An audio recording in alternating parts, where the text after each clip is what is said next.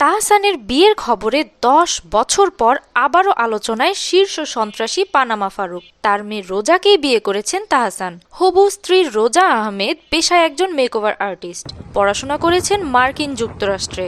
New York university থেকে কসমোটোলজির উপর পড়াশোনা করে সেখানেই তিনি প্রতিষ্ঠা করেছেন নিজের প্রতিষ্ঠান। দেখতেও মাশাল্লাহ, কিন্তু পিতৃ পরিচয়ের জন্য সমালোচিত হচ্ছেন তিনি। তাহসানের সঙ্গে বিয়ের খবর প্রকাশ হওয়ার পর রোজা আহমেদের পরিচয় নিয়ে উঠেছে নানা প্রশ্ন। খবর বেরিয়েছে তার বাবা পানামা ফারুক, যিনি বরিশালের শীর্ষ সন্ত্রাসী ছিলেন, ২০১৪ সালের ১০ই ফেব্রুয়ারি র্যাবের সঙ্গে বন্দুকযুদ্ধে মারা যান তিনি। ১৯৯৬ থেকে ২০০১ সাল পর্যন্ত ক্ষমতায় ছিল আওয়ামী লীগ। সেই সময় বরিশাল নগরে গড়ে ওঠা ৮ বাহিনীর একটির প্রধান ছিলেন ফারুক।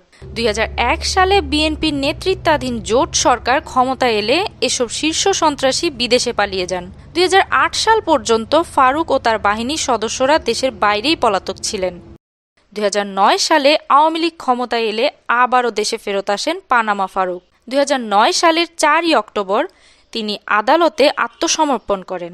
আদালতের নির্দেশে কিছুদিন কারাভোগের পর পরবর্তী সময়ে তিনি আবার জামিনে মুক্ত হন।